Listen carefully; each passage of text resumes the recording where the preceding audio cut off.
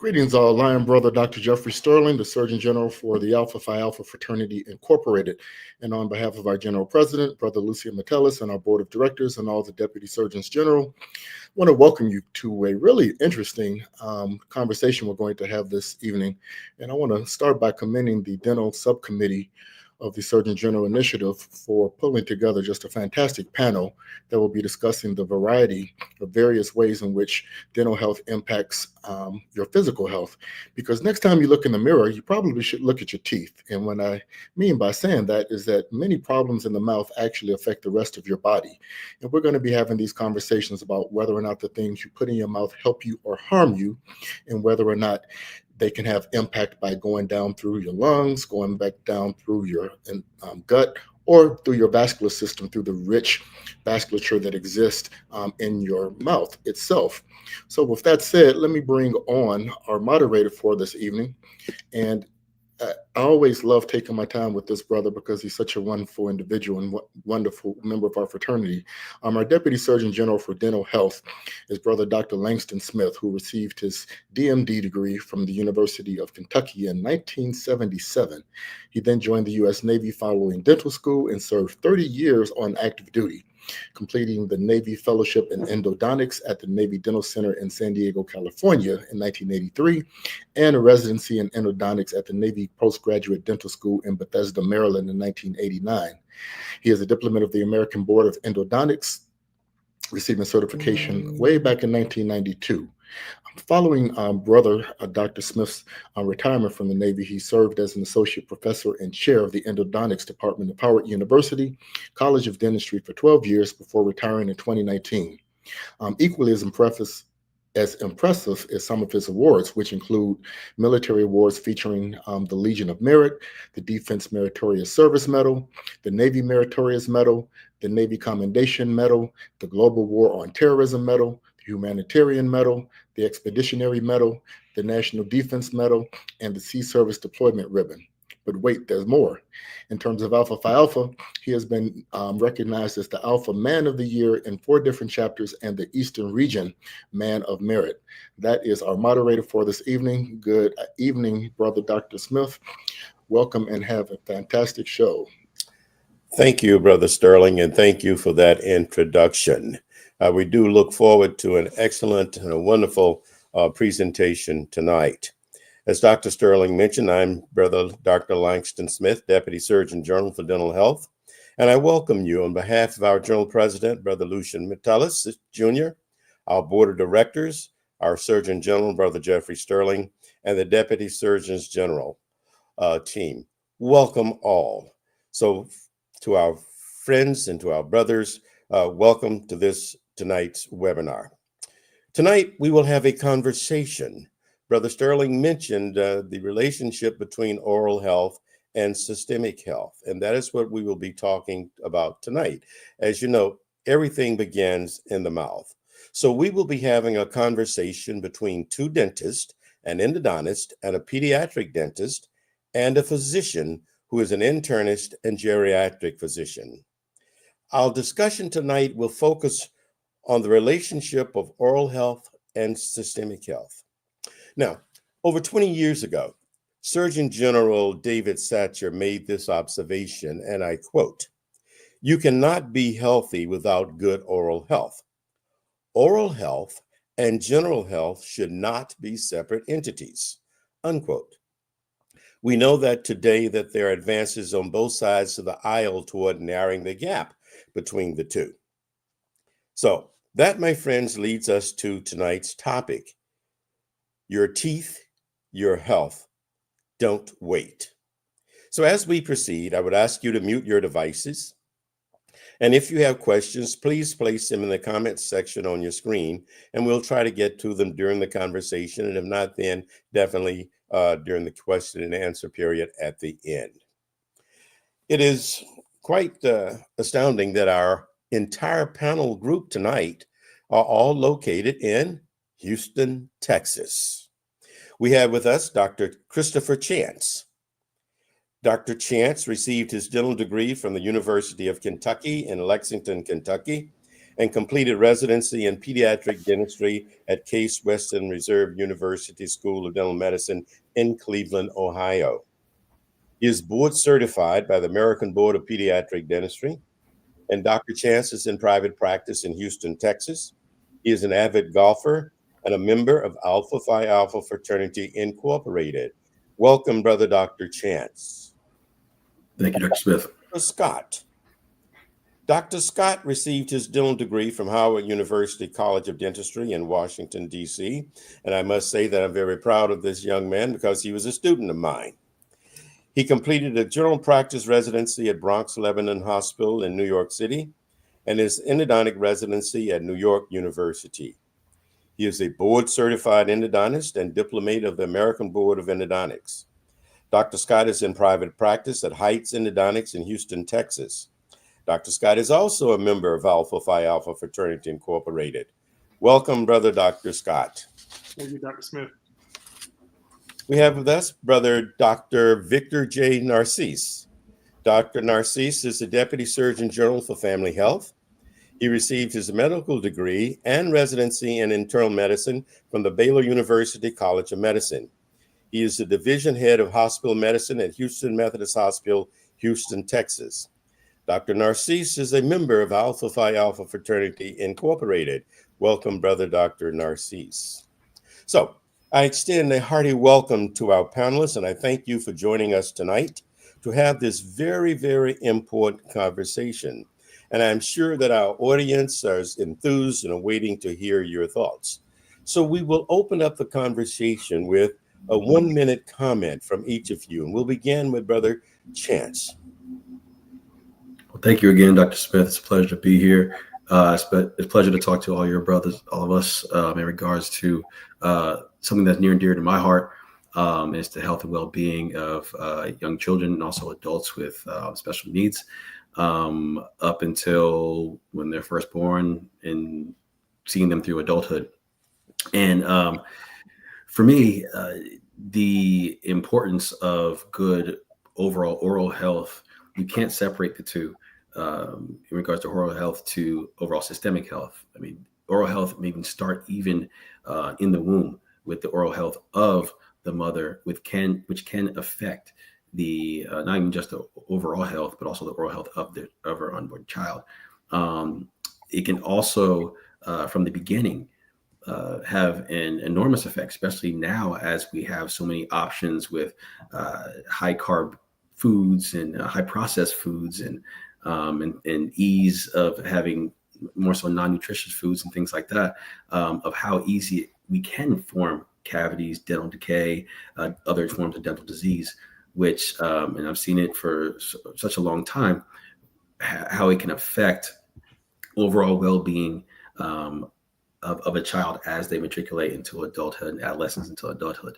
And so my biggest thing is with my practice and how I talk to my patients and their parents or guardians or what have you, is prevention. If we can prevent the issues in regards to disease and oral ailments, then there's so much that we can allow for our children into adulthood to experience in regards to life, that will aid them in their well-being overall. If it's just, learning, a lot of times when we're at school, a lot of kids have cavities. They're in our offices getting treated. They're not in school. Overall financial well-being in regards to earning income. If they're at a job, they either have to bring their child to leave the job, maybe bring their child to see us to get treatment done, or need treatment themselves, and they have to, leave their job for that. So future earnings, and that's just a small portion of what can affect outside of just the overall health. So I'd love to get into that. I won't take up all the time, but I'm excited about the discussion and decided to talk to the brothers. Thank you, Brother Chance. Now we'll go to Dr. Narcisse. So my practice is, I'm an internist and a geriatrician, as you heard. I practice exclusively at this time in the hospital. And so I take care of patients who've experienced complications of a variety of medical problems. How do the medical problems that I see and oral health connect? A couple of different ways, but predominantly around infections that begin in the mouth that then spread to other parts of the body. So I worry a lot about patients who get infections in their heart valves, which we call endocarditis, patients who get infections, infections in their mouth that lead to pneumonia, particularly those who are critically ill. The other thing that I worry a lot about are individuals who are older, who've experienced dental loss, tooth loss from other conditions because of the routine kinds of things that lead there, but then are at a disadvantage in terms of taking care of their health. They have trouble swallowing their pills. They have difficulty eating on a schedule, and it makes their diabetes more difficult to control. So these are the kinds of things that I see regularly that end up in difficulty. And it's not an uncommon connection where a person's in the hospital and we had diagnosed them with protein calorie malnutrition. But part of the reason why that's the case is that they have poor dentition. Okay. Thank you, Brother Narcisse. Brother Scott. Well, hello again, everyone.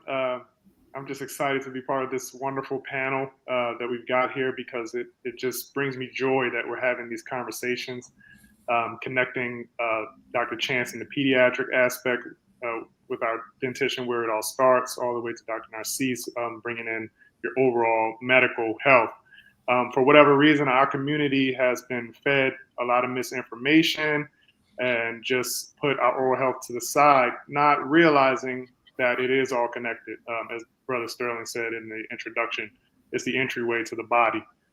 So my role in the treatment is, once the dental disease has gotten to the point of pain and infection, the endodontist is there to help you, to educate you on the importance of trying to maintain that vital part of your body, which is your natural tooth. But I'm here, part of this discussion, just to give you my viewpoint on how the oral health is connected to your overall health. All right. Thank you, gentlemen, for those opening comments. And now I'll ask the initial question that will lead into the conversation. What is dental disease? We hear a lot about dental disease, oral disease. What is dental disease? Okay, take it away. So I wanted to start off first with the basic definition of dental disease, which is the cavitation of the hard structure, which is your tooth. And that starts with just bacterial breakdown of the hard structure of the tooth. And then it progresses from there, leading to inflammation of the nerve of the tooth, which then can cause you to have what is known as apical periodontitis, or like infection of the bone that surrounds the tooth itself. And the last part of that I want to touch on from like a technical standpoint is the inflammation of the surrounding tissue, which is your gums. And after that becomes severely inflamed, you can then start to lose the attachment, which is the actual bone that holds your tooth in place. So those are kind of the main areas when we talk about dental disease. Mm-hmm. From kind of how that was an awesome way to describe that. With working with kids and like with parents, things like that, I kind of simply say dental disease starts off, let's say we're eating food like a carbohydrate or a sugar, right? The bacteria in our mouths can then eat that sugar, and they process that sugar by releasing acid. That acid, if the environment in your mouth is acidic enough, can cause a hole or burn a hole in the tooth. That hole is the cavity. And then that we can progress into those aspects in regards to what Dr. Scott was saying, and how damaging it could be.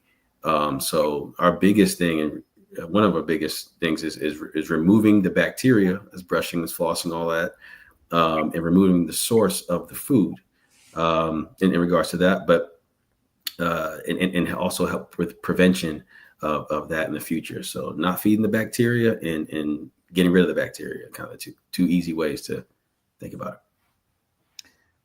Where I see this is in the individuals who are hospitalized with dental infections. So it's a relatively common thing for the cavity and the infection to progress to the point where it's developed into an abscess. And this occurs if you don't get the right kind of care. You're not seeing, you didn't do the right prevention, or not enough of it. You didn't get enough dental maintenance care. But then you're here in my hospital with an abscess, which can occasionally be life-threatening. Usually it requires treatment with antibiotics. And frequently, for the patients that are sick enough to be hospitalized, they may have to have a surgical procedure to drain the infection and potentially remove the affected tooth. So those are significant things. And unfortunately, the populations that seem to have poor dental care are the kinds of populations that we would expect, those that don't have as much access to health care and health insurance. And so these tend to be folks who are persons of color, Latino, Latinx, or African American. I have a question here. A couple of years ago in 2023, there was an NFL football player that played with the Tampa Bay Buccaneers that died from a dental infection. Can anyone elaborate on that?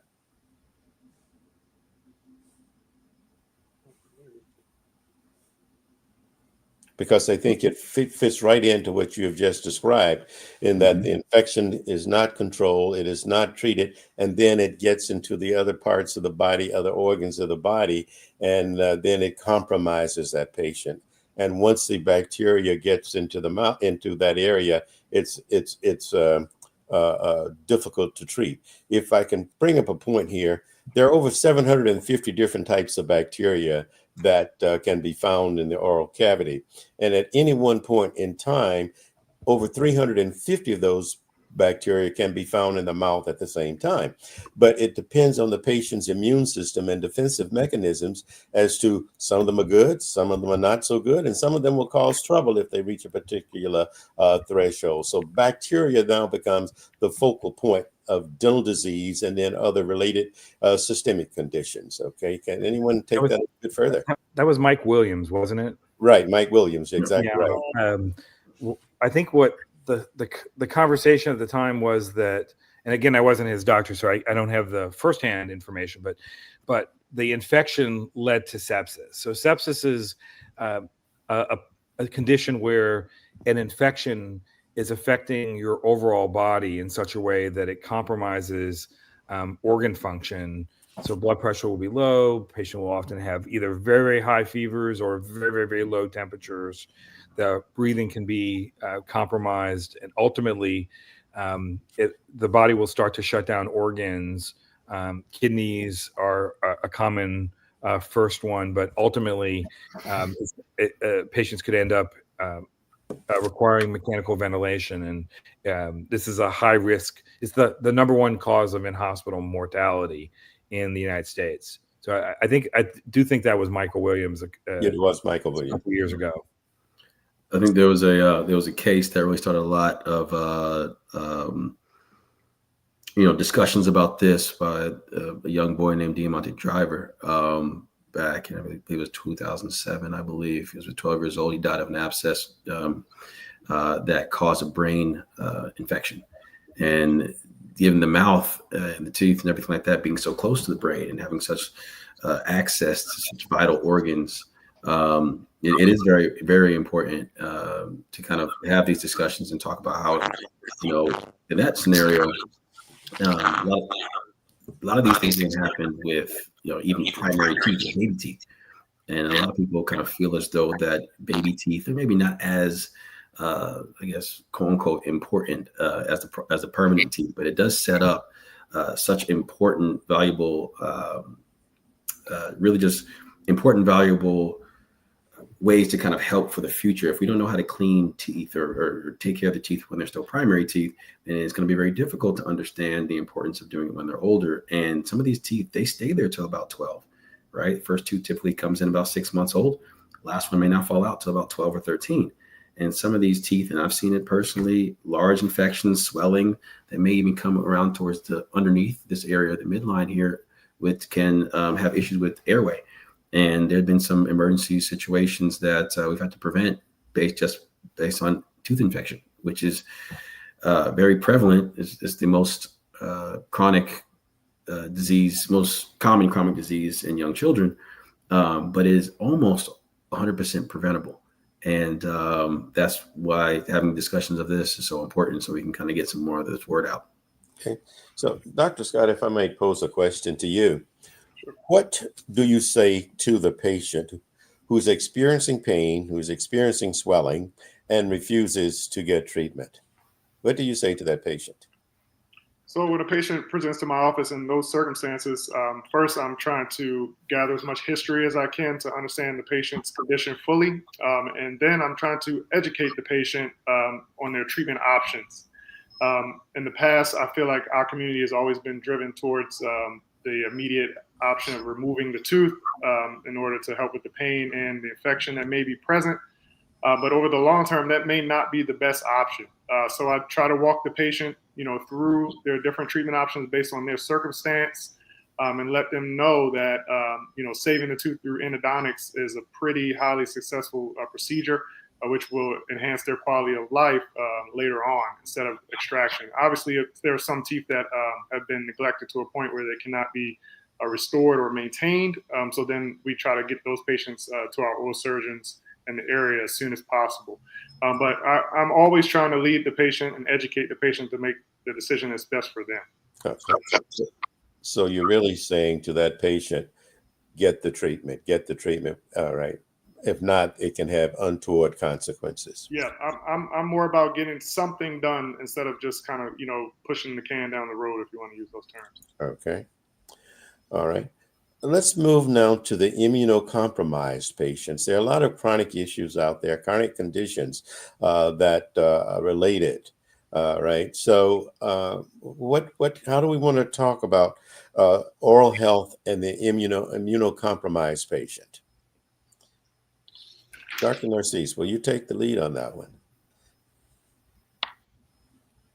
Sure. There are a couple of ways that this connects. What we've been talking about thus far is infections that begin in the mouth because of insufficient care, insufficient dental care, and that spreading around the body.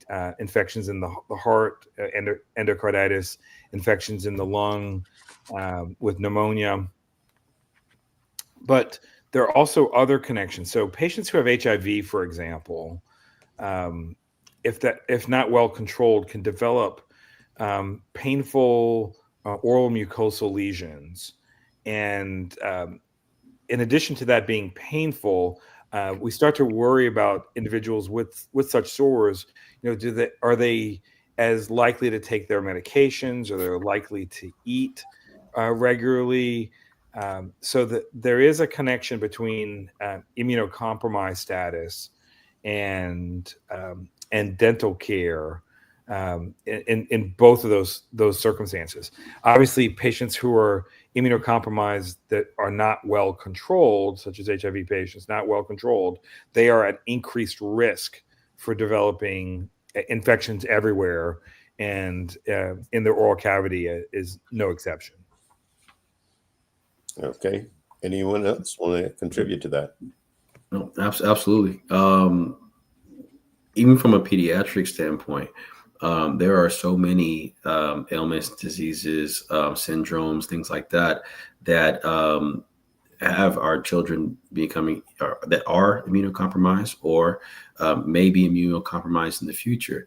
And so one of the biggest things from a pediatric standpoint is, and really just in general, is the history in regards to knowing who our patients, other physicians are, their specialists are, talking to them, asking them questions, saying, hey, I'm about to do this procedure on this child.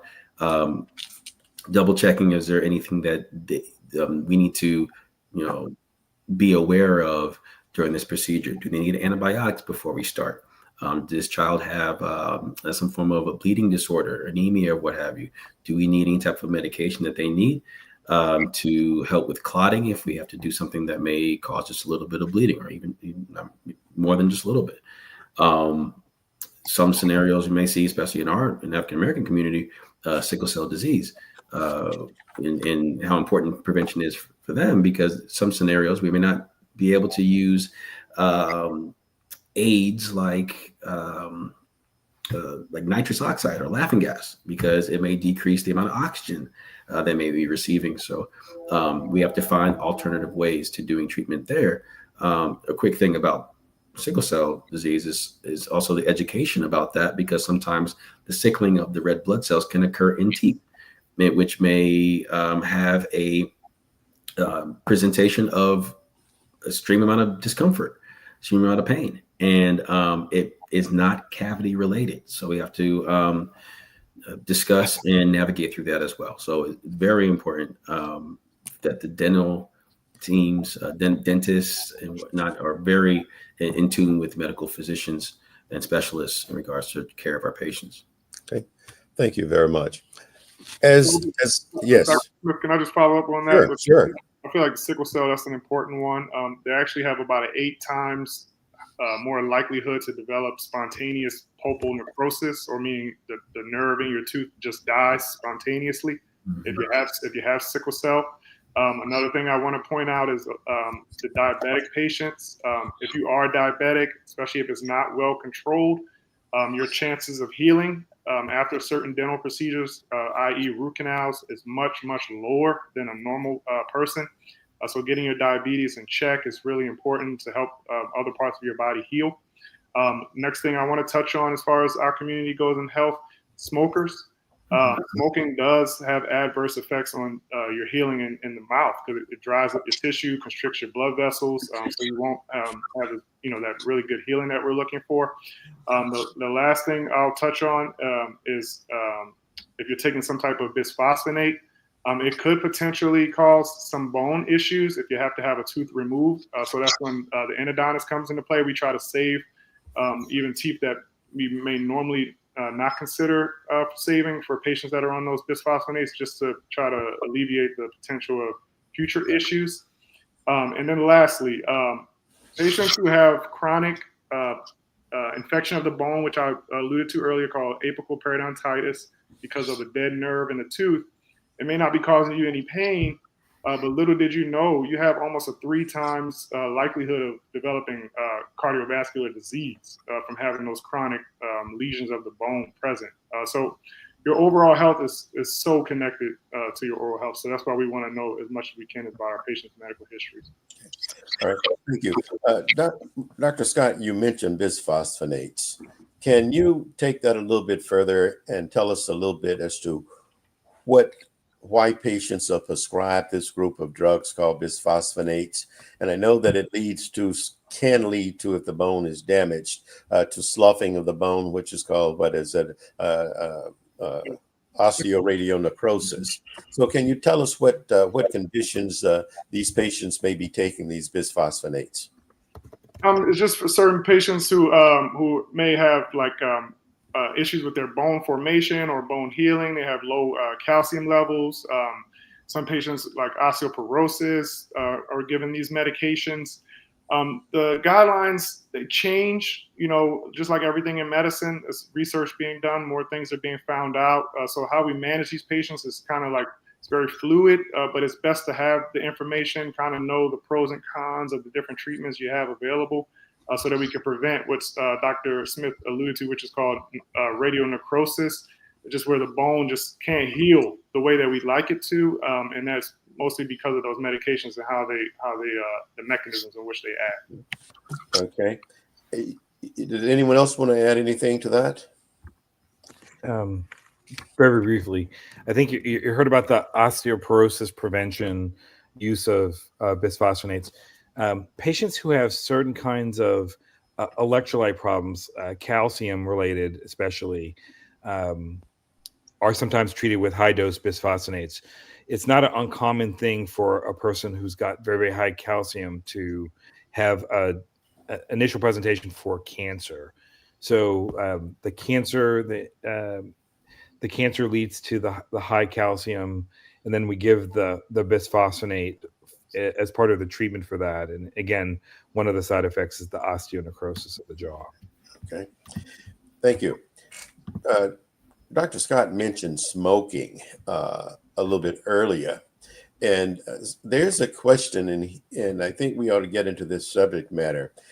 Can you share the prevention and the incidence of oral cancer? And we know that oral cancer is tied directly to smoking and alcohol. So can we talk about this for a few minutes here? The relationship between oral health, oral cancer, smoking, and alcohol.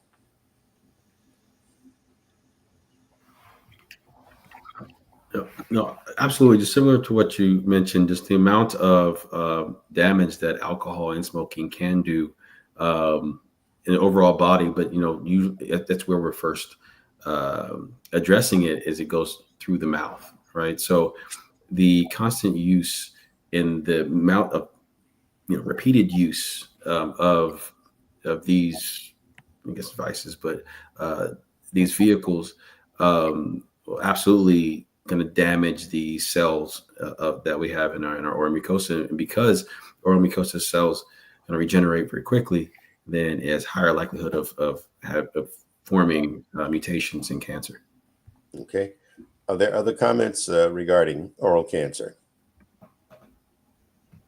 I don't have hard numbers to give the audience, so I don't want to spit out any facts that I can't give you off the top of my head. But I can promise you that increased smoking, alcohol use, vaping is a big thing now.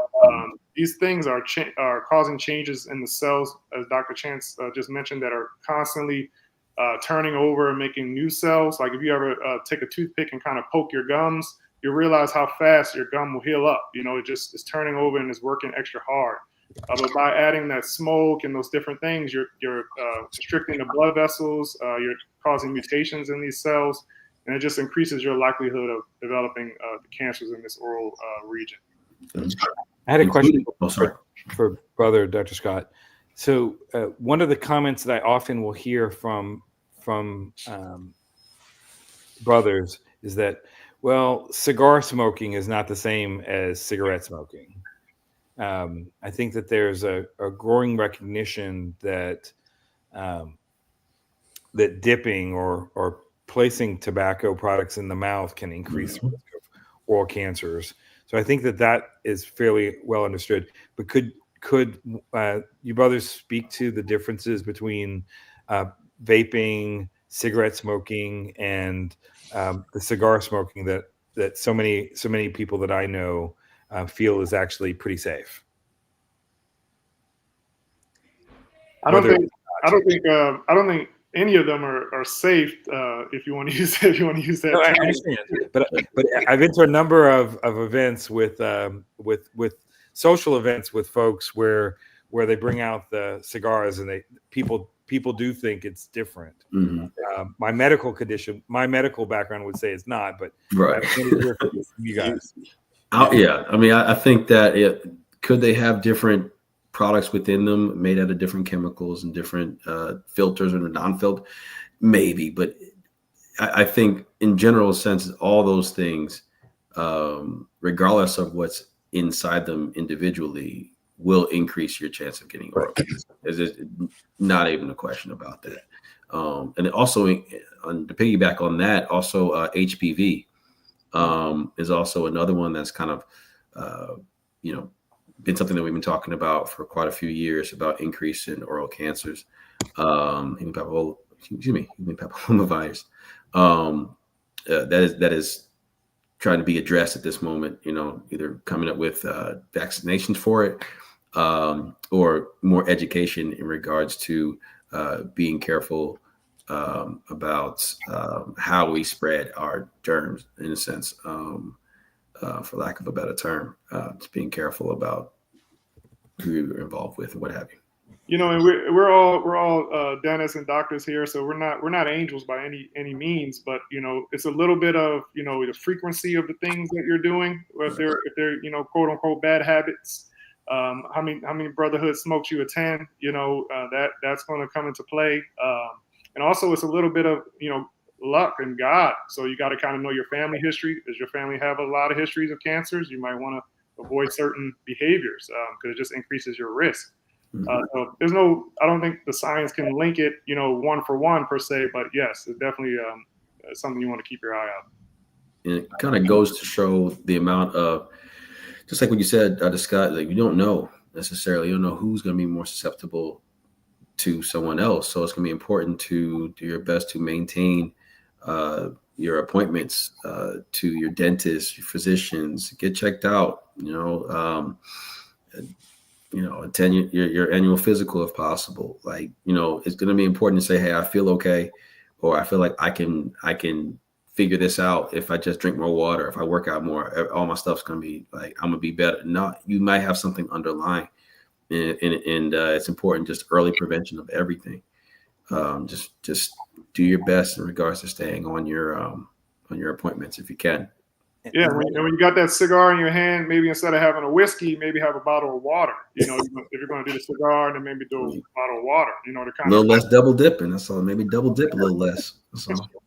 One of the things that I also try to always bring up on our webinars is to know your family history. So it's summertime's coming up. There are a lot of family gatherings. It's Memorial Day this past weekend. We certainly want to acknowledge all those who for whom that we remember that weekend. But one of the things that we don't do enough of, certainly in my family, in my extended family, is people would not want to talk about their family history, and they would. In my dad's generation, they would actually not even say cancer out loud. It would be said as a whisper, as if I said it out loud that somebody was going to catch cancer because it was said out loud. So there's a lot of missing pieces in the family history tree. So I encourage people, as you go through the summer holidays, the winter holidays, spend time with your family members and try to learn what kinds of things that your mom, your dad might have experienced, your grandparents, your great grandparents, if that information is available. Often it's not. Okay.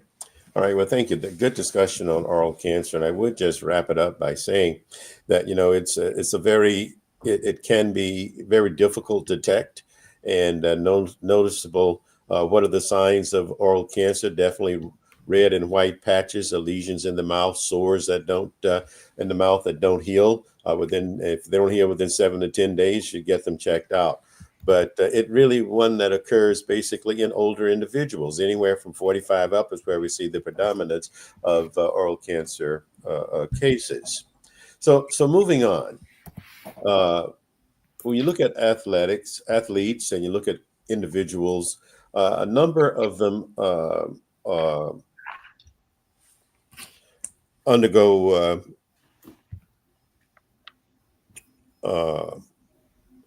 joint replacements. Okay. Either hip joints, knee joints. What is the medical relationship, and what should those individuals undergoing joint replacements be concerned about from a medical standpoint? So when you're putting hardware into the human body, one of the things that we worry the most about is that hardware will become infected. The way that antibiotics work is that it flows through your body, through your blood vessels, into the spaces and the tissues that have infection.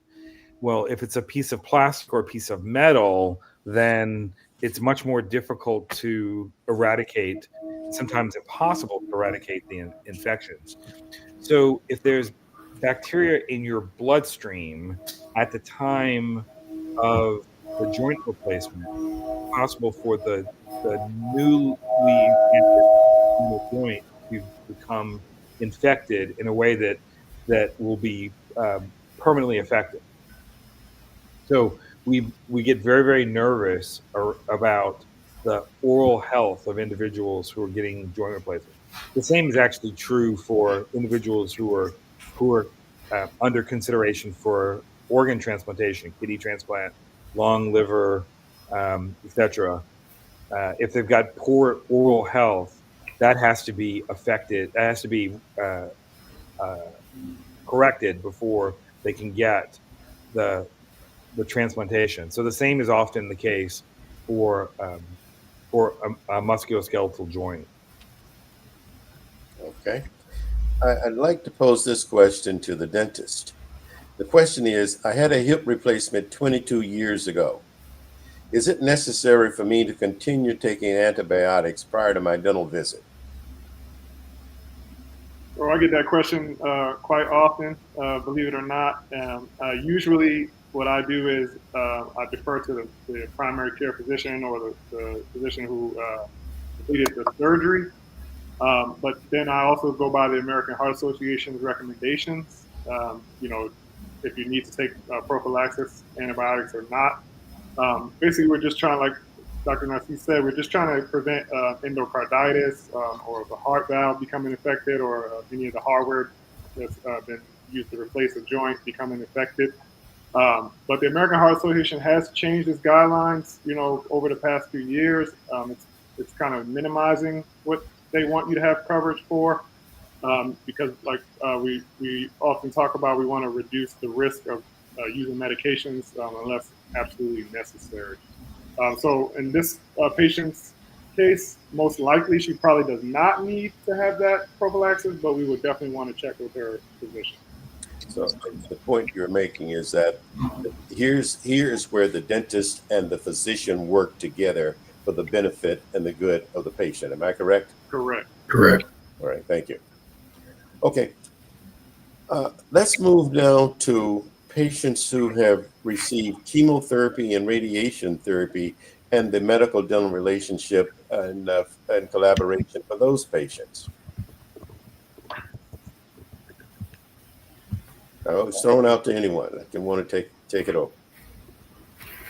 Well, I guess I would start off by saying that chemotherapy has its effects over on your body, which I'm hoping Dr. Narcisse can touch on just a little bit. But just in the oral cavity and per se, you could have your tissue, your saliva reduced, the amount of saliva you produce, which could in fact dry out your tissue, dry out your mouth, cause you become a little bit more susceptible to those caries that we mentioned at the very beginning.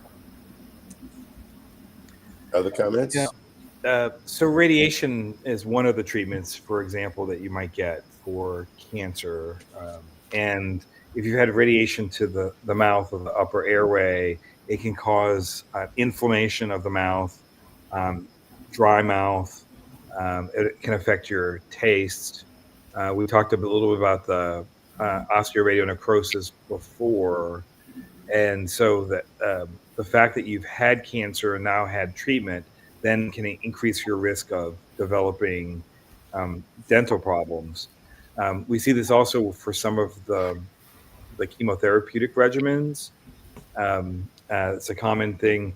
The other piece that we see a lot of, and this is actually historically a very, very common thing, is that because you were getting chemotherapy, a lot of the regimens in the past would reduce your interest or willingness to eat because you felt sick or because of taste changes or because of dry mouth.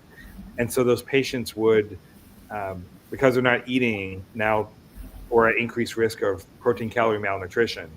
And where these things come together is that I often tell patients that I diagnose newly with cancer that the two things that tend to limit the type and aggressiveness of your cancer treatment is poor nutrition and poor mobilization.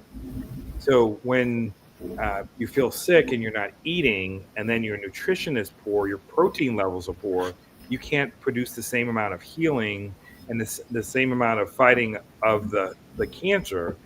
And so you can end up in this spiral where a person is sick, they're not eating. Because they're not eating, they can't get the most aggressive forms of treatment, and then they get more sick. And it's a common place at the end of life for patients who have cancers. We work very, very hard to try to avoid that by maintaining their nutrition through their hospitalization and their cancer treatments as an outpatient.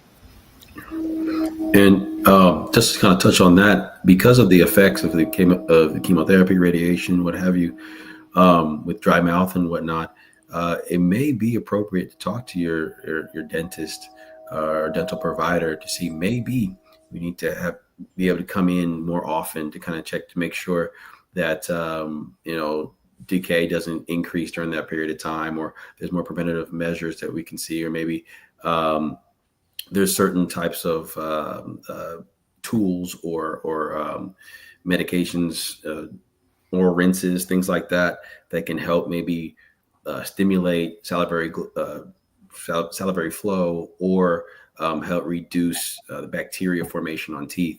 Is one of those scenarios that we can see maybe we can add more to the regimen than what we're doing given the effects of chemo and radiation. Okay. All right. Thank you. Thank you very much for those comments regarding chemo and radiation. I would like to now go to a comment or an issue that is prevalent in the political spectrum. Recently, 2 states have outlawed the use of fluoride in community water sources. And I know that there's a lot of discussion out there on this, pros and cons, but I would ask your comments on whether on the use of fluoride and whether you agree with these states or not. So I'll start off with the pediatric dentist, Brother Chance. Yeah. I get this question a lot at the office about fluoride and what I feel about it. And I'll say with the American Academy of Pediatric Dentistry, and I am in agreement with that, what they say, and they say that it's absolutely safe to have fluoridated drinking water to a certain level. And so as long as that level is maintained, and usually governments do a pretty good job of maintaining the level, especially here or I'll say here in Houston, but also in other large major cities. And that talking with the dentist that either you or your child have in regards to the amount of potential fluoride you're getting is absolutely safe. And there really hasn't been substantial evidence necessarily to prove otherwise. I mean, there's a lot of reports out there. You can look at anything on the internet. But at this point, I kind of just educate the parents. I do not necessarily go back and forth with them at all. I don't try to completely convince them because I'm with them and their children for probably 30 minutes every 6 months potentially, and they're on their phones all the time. You're reading all different things that's contrary to what I'm saying. So what I do is I usually tell the parents, this is what I recommend. If you're against this for whatever reason, that's perfectly your choice. There's other options. There's something newer called hydroxyapatite, which is the idea is that it's actually what teeth are made out of, in a sense, more synthetic version. I don't necessarily propose it completely because there's not a lot of research in regard to that yet. But I really just kind of discuss prevention by eating well, flossing every night before bed, brushing morning and night, drinking plenty of water throughout the day, especially right after a meal, the basics. And, all that other stuff tends to work itself out. But I would say, and not to be long-winded, but there's a difference between the type of ingestion of water-based fluoride and fluoride that we may put topically, like on your toothpaste or on the fluoride treatments you may get at the dental office. They're different. You can have too much within the water if you add the water and then also have like supplements that, from a physician or from a dentist, that can be too much. So it's always important to kind of monitor how much you're getting. But long story short, a lot of times, if you're a skeptic, I think this is kind of the age of skepticism for a lot of things. And if you're a complete skeptic about it, sometimes misinformation or ignorant information can sound brilliant. So I say be careful.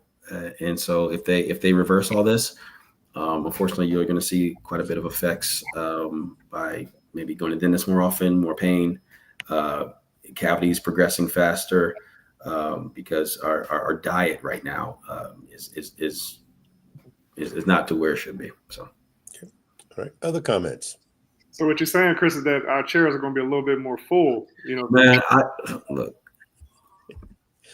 I'm not trying to fight anybody. I don't want anybody in pain. I don't want anybody, calling me later saying that it's going to be, my child's mouth is hurting and everything. I know you told us about this cavity 3 months ago.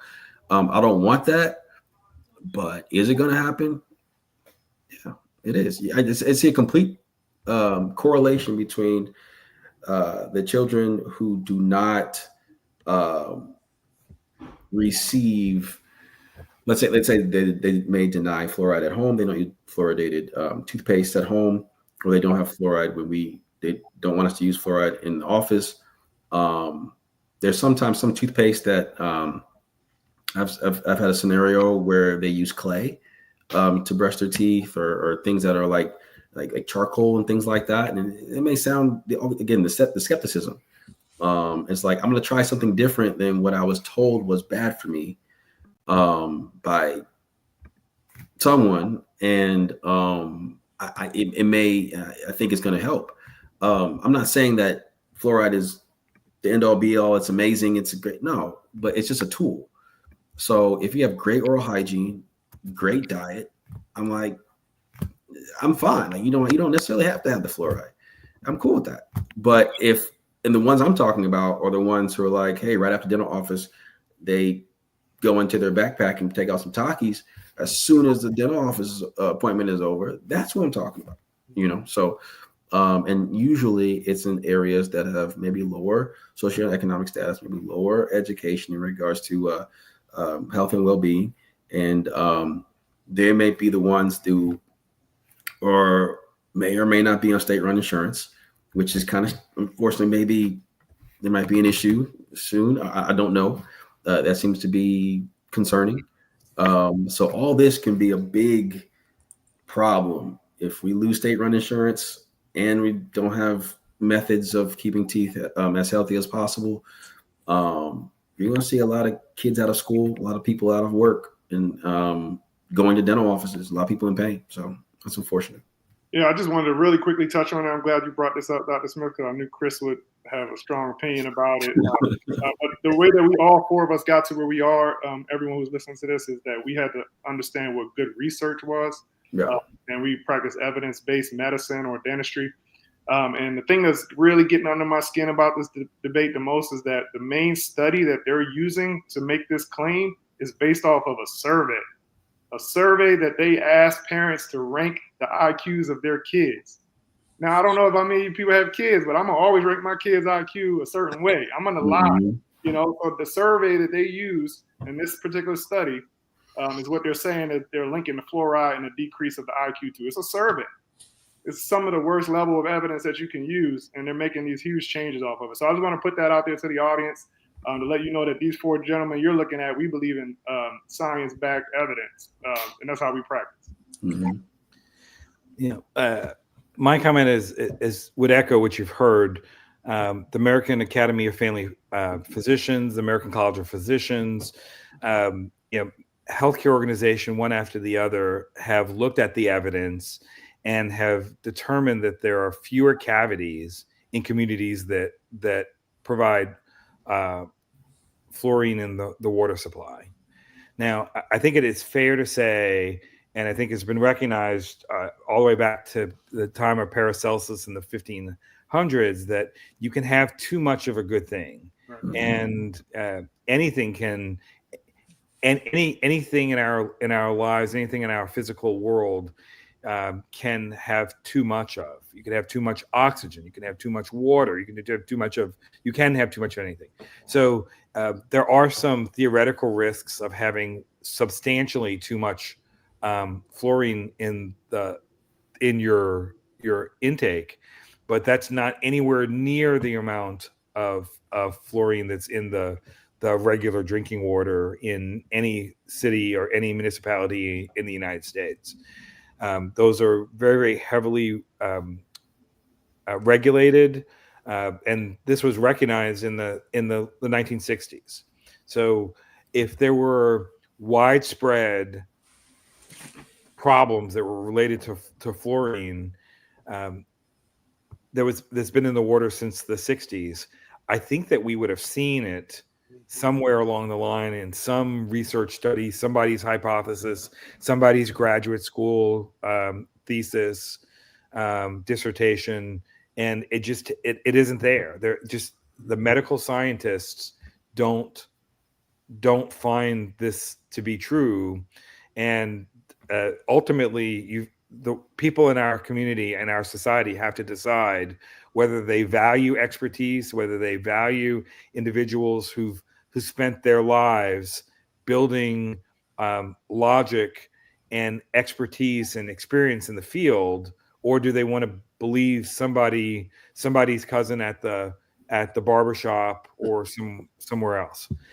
It's not to say that good ideas can't come from unusual places, but good ideas are then tested through the scientific method and evaluated for their validity. And that's why you sometimes you saw this during COVID. An idea would come up, somebody would test it and said, no, that was a good idea, but we did further testing and we don't think that that's a good idea anymore. So that's the way that science works for everything in science. And again, there's substantial evidence on the side of it's good and safe to put fluorine in the water. There's really almost no science that says that fluorine in the water at the levels that we use in the United States are dangerous. So everything else is outside of science, outside of logic, outside the experience of every dental practitioner, every medical practitioner. So it's a little bit difficult to understand where this information comes from, and it makes me really wonder, what are the ulterior motives behind the information that is placed into our society and our communities? And I really wonder if there are individuals who are trying to monetize the fear that we have that somehow everything is wrong, everything is incorrect. Again, I don't have evidence for every single hypothesis or theory that's out there, but I just wonder out loud, what are these people getting out of this comment, out of these ideas, because it's not based in our science. All right. Well, thank you. I think you have very interesting and formidable thoughts and comments on fluoride in the water, and I agree with you wholeheartedly. Okay, we are rapidly approaching nearing the end of our conversation, but I'd like to pose a question here from the conversation that we've had thus far. Indicates there is a need for collaboration between the physician and the dentist, the oral health and systemic health side of health care. How do you think, or what do you think we can continue to do to improve this collaborative effort, all toward the better care of our patients? I'll just throw it out there for anyone that wants to jump on it. I can start. I could say that it's communication. It's a challenge. Everyone is busy in our society. Physicians, dentists are, if they're doing the kind of work that they often do, that they don't have a lot of free time. But picking up the phone and calling someone is often the best way to collaborate. So it's really important that when you're filling out the forms in the dentist office in your child's dental appointment, that you accurately provide the information for your or your child's primary care physician, so that when issues like should we give antibiotics in advance of this procedure or not arise, then the medical physicians, the dental clinicians can collaborate and develop the best plan for the individual patient. For us, I would say back in training days, like in dental school and in residency, one thing that being a specialist helps with, especially in hospital, I was in Rainbow Babies and Children's Hospital in Cleveland. It forced us to do that, and I hope that newly trained clinicians in some institutions are really that's their main focus. One of their main focuses is that collaborative effort, because we're treating a total person, and this person has a specialist for this over here, and as a dentist, a physician, specialist, they may be doing alternative types of medicines or what have you. Like, that's important for people to, like Dr. Nurse, he says, be able to talk to each other. And a lot of times it starts there in the education aspect of it, and putting just in situations where it's important, because it's important for everyone. I will notice, or I have noticed over the last few years, I see a lot more pediatricians asking their patients, "Have you seen a dentist yet?" And I appreciate that, because according to the American Academy of Pediatric Dentistry, a child should first see the dentist when they get their first tooth, about 6 months old, and no later than their first birthday. And so some people say, "Oh, that's really early." Well, nobody says it's too early to go to the pediatrician. You know what I mean? So it's like, you don't have to, the child doesn't have to behave well to go to the dentist. Like, sometimes they say, "Oh, I've heard pediatricians say they need to go at 3 years old." Like, they just made that up, because that's not even part of our recommendation. So because they think that they wouldn't do well. But when I'm not at my office, I'm at an outpatient surgery center, and the youngest children that we see are 18 months. And we'll see kids with just bombed out, just cavities everywhere on their teeth, and they're 18 months.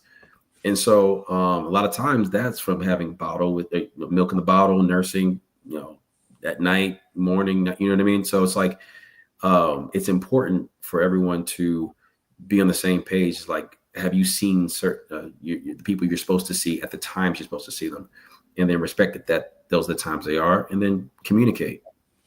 There's a lot we can do, but that's the exciting part, because when there's an opportunity, then it's our job to help fill it. So, Okay, Dr. Scott, do you have anything to add?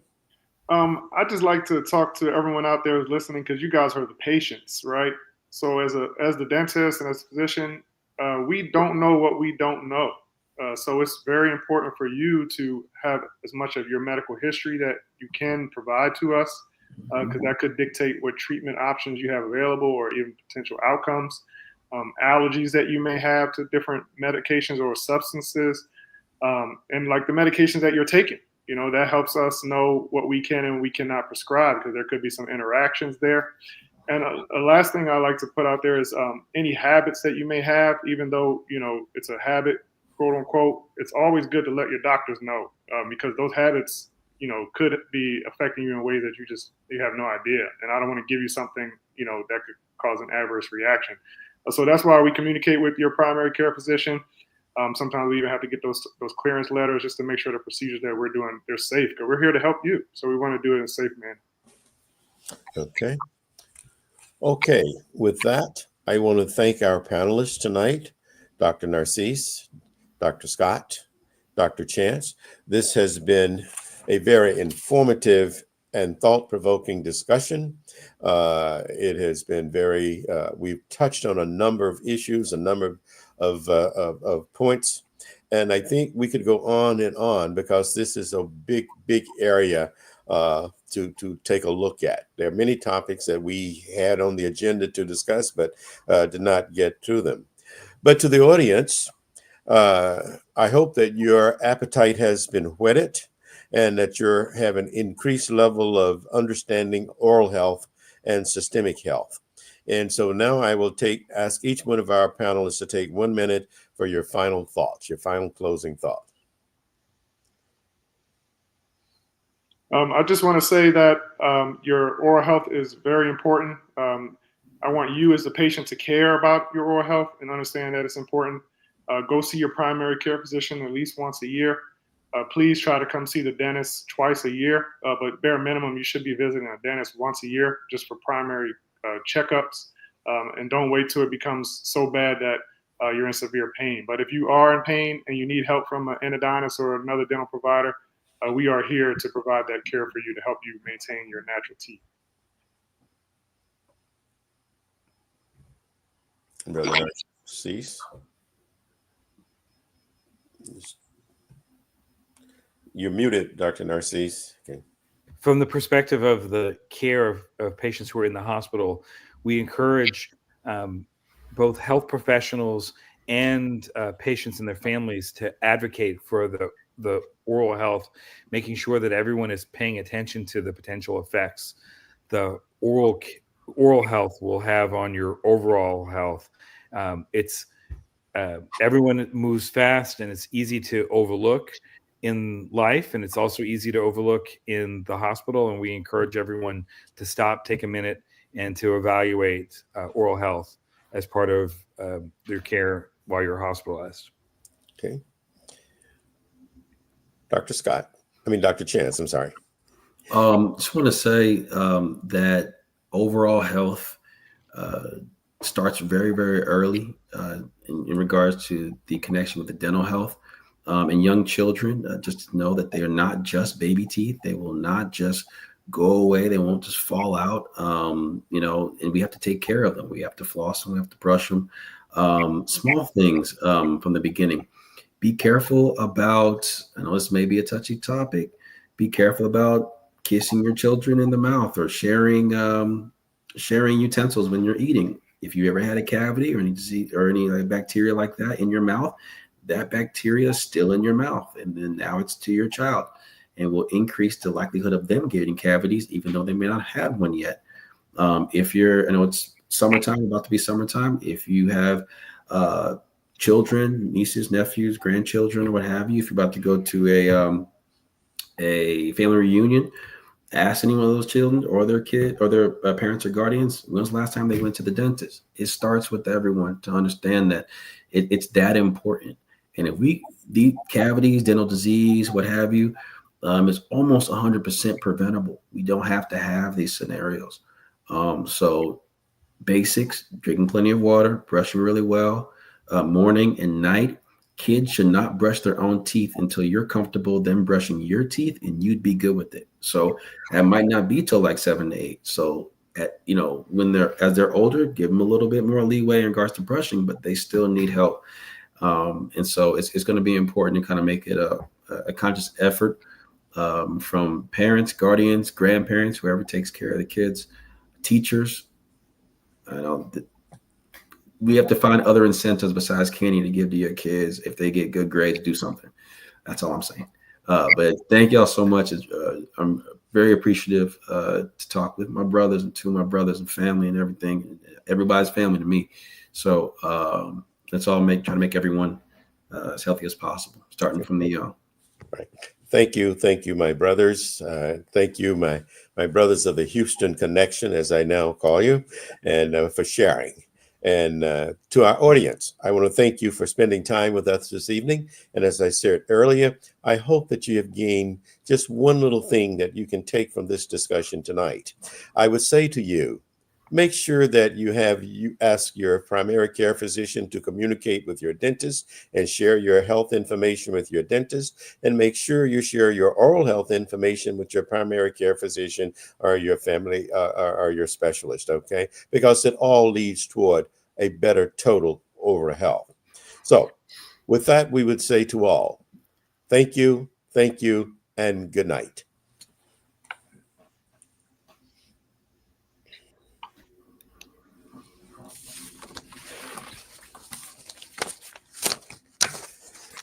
Great job, brothers. Great